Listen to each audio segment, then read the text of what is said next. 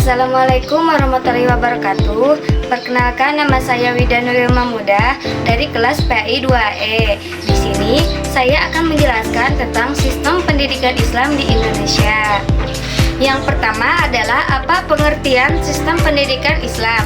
Sistem pendidikan Islam adalah keseluruhan komponen pendidikan yang saling berkaitan untuk mencapai tujuan pendidikan berdasarkan ajaran Islam, yaitu membentuk manusia yang beriman, bertakwa, dan berakhlak mulia. Menurut Abu Dinata, dalam filsafat pendidikan Islam merupakan suatu proses bimbingan dan pengajaran terhadap peserta didik agar mereka memahami, menghayati ajaran Islam, dan mengamalkan ajaran Islam dalam kehidupan sehari-hari. Yang kedua adalah sejarah perkembangan pendidikan Islam di Indonesia. Perkembangan pendidikan Islam di Indonesia dimulai sejak masuknya Islam ke Nusantara sekitar abad ke-7 hingga ke-13 Masehi. Pada masa awal, pendidikan Islam dilakukan secara informal melalui pengajian di masjid, surau, dan rumah-rumah ulama. Seiringnya berjalannya waktu, berkembanglah lembaga pendidikan tradisional yang dikenal dengan pesantren. Pada masa penjajahan, pendidikan Islam mengalami berbagai tantangan, namun tetap bertahan dan berkembang sebagai sarana perjuangan dan pembentukan kesadaran keagamaan masyarakat. Setelah Indonesia merdeka, pendidikan Islam mulai mendapatkan pengakuan formal dari pemerintah, ditandai dengan berdirinya Kementerian Agama dan pengintegrasian madrasah ke dalam sistem pendidikan nasional. Hingga saat ini, pendidikan Islam terus mengalami modernisasi baik dari segi kurikulum, manajemen, maupun metode pembelajaran agar selaras dengan perkembangan ilmu pengetahuan dan teknologi. Selanjutnya yaitu bentuk dan lembaga pendidikan Islam di Indonesia.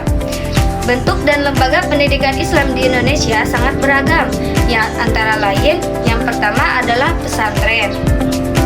Pesantren merupakan lembaga pendidikan Islam tertua di Indonesia yang menekankan pembelajaran ilmu-ilmu keislaman, pembentukan akhlak, serta kehidupan religius. Saat ini, pesantren telah berkembang menjadi pesantren salafi, pesantren modern, dan pesantren terpadu. Yang kedua adalah madrasah. Madrasah adalah lembaga pendidikan formal yang mengintegrasikan kurikulum pendidikan umum dengan pendidikan agama Islam, seperti madrasah ibtidaiyah, madrasah sanawiyah, dan madrasah aliyah. Selanjutnya yaitu perguruan tinggi keagamaan Islam. Perguruan tinggi Islam seperti UIN, IAIN, dan STAIR berperan dalam pengembangan ilmu keislaman dan ilmu umum secara integratif, serta mencetak tenaga pendidik dan profesional yang berlandaskan nilai-nilai Islam. Yang selanjutnya yaitu peran dan tantangan sistem pendidikan Islam di Indonesia. Sistem pendidikan Islam memiliki peran strategis dalam membentuk karakter bangsa, menanamkan nilai moral dan spiritual, serta mencetak generasi yang berilmu dan berakhlak.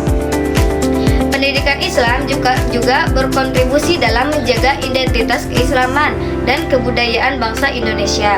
Namun demikian, pendidikan Islam juga menghadapi berbagai tantangan seperti tuntutan kualitas pendidikan, kompetensi tenaga pendidik, relevansi kurikulum, serta persaingan global.